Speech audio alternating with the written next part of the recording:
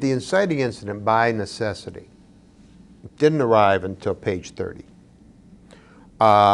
what would hold your interest waiting for, like in Chinatown, for J.J. Gittes to discover Mulway's dead body at the reservoir? Right. That's 30 minutes into the film.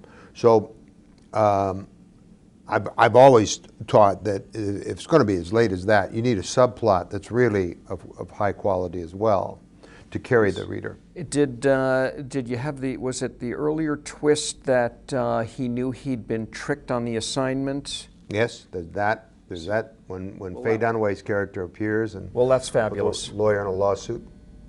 To me, almost that's almost the inciting incident. It is the inciting incident of the love story. Yes, that's like, okay, what just happened here? Where are we going now? Now I'm really hooked. Right. I'm with him. I've got to find out what happened here. Right. But yes, to delay it is risky. That's the most accomplished, greatest screenwriter of all time, or one of them. Yeah. And so that's a function of, that may have been his 30th screenplay. Even then, he'd been writing since, when, the early 50s? Yes. So we're talking about Robert Towne. Towne, yeah. So that's... And in collaboration with Roman Polanski, who was also a screenwriter. Yeah. So a lot of talent, knowing how to hold your interest. Lean dialogue so many times. I mean, that's the other thing. To the first few pages, I think, I always recommend looking at an old Walter Hill or Shane Black script. Walter Hill's first scripts is just sparse. Yes. And that you whip through it.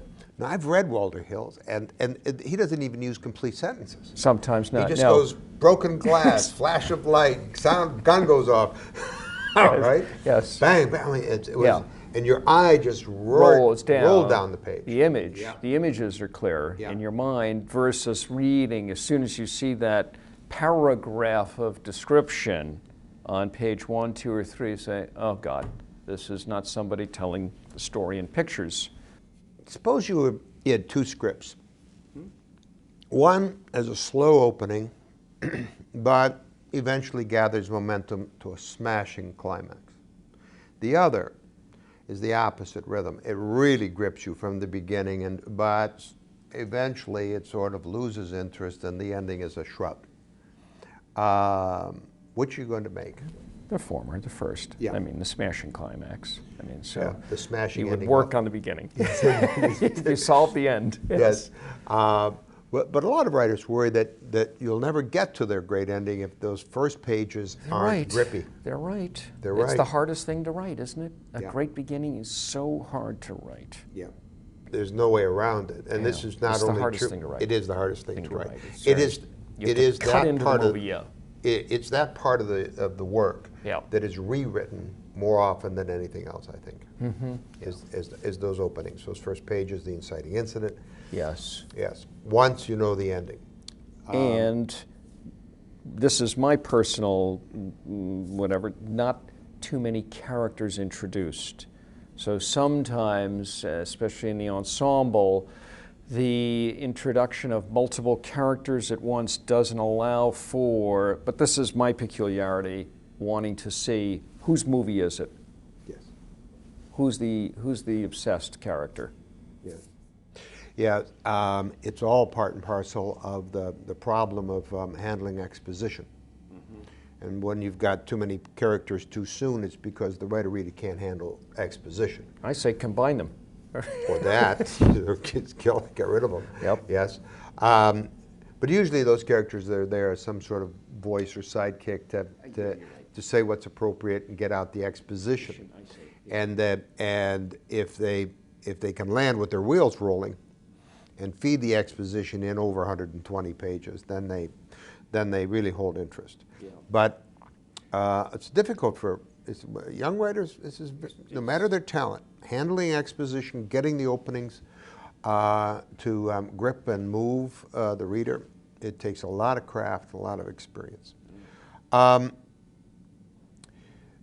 Now, you have produced and you're an executive at QED, or have been. Now you're at the other end. if, as an agent, you have something that you think is worthy, you're going to sell it to somebody like yourself now. We're talking about primarily here about feature films, but and television's a slightly different process. But what can the writer expect once the agent says, we're going to put this out in the world for you and see if we can get this produced? What What can a writer expect from the agent? I mean, yes, yes. And what is the agent going to expect of the writer at that point? Well, then it's, at that point, the writer's delivered the product. It's the agent's responsibility, if he's taken on the task, to, passionately commit to selling it, and, vigorously and continuously. And this is where, as an agent, I'd really stop, and actually my number was 50. Go up to 50 rejections before I would kind of say the market is indicating something here. Comparing yourself to other agents, and how many agents, was 50 a normal number, or were you I don't know. I didn't take on that, so I was selective, and so it was almost, a certain matter of, pride or, ego too, yes, to prove I was right about that it should be a movie. So it wasn't a light choice on my part to do it. So I want to add one thing too, and I think this would be very helpful to just realize to getting an agent. And I still do. I did this as a seller, and I look for it as a buyer. To put the movie idea, not to say this is, like when Harry met Sally met, XYZ. No, never do that. Say precisely what the movie is, and this is hard to write, I think. I spent time writing this. Yes. 5 sentences. Yes. 4 or 5 sentences. A paragraph.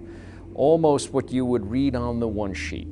And I actually use market research companies now to help me formulate that as part of our decision-making process.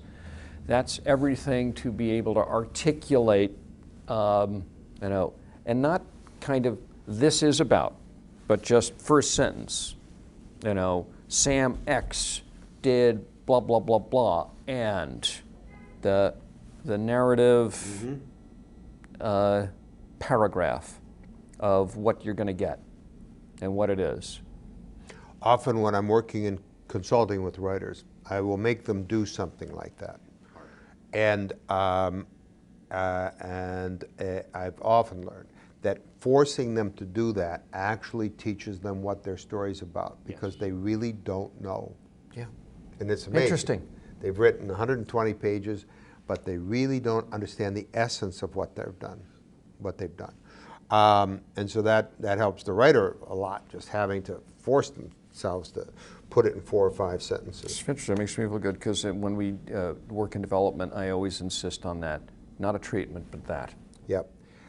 When you say you have consulted with marketing companies, is this at the point where you're trying to take a project to the money, and you need that 5 We're the sentences? money. We're the money. You're the money. Yes. So for my own decision, to invest, and proceed, yeah, that's the kind of biggest box to check: domestic marketability. And oh, I see what you're saying. Yes. Yeah. So, geez, here I love it. As you say in the research screening, it's got playability, but can I turn it around out there? And this is what's great about being right here at the Chinese Man, or the ArcLight, or the El Capitan. Will it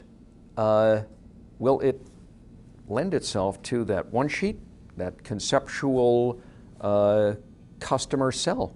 Yes.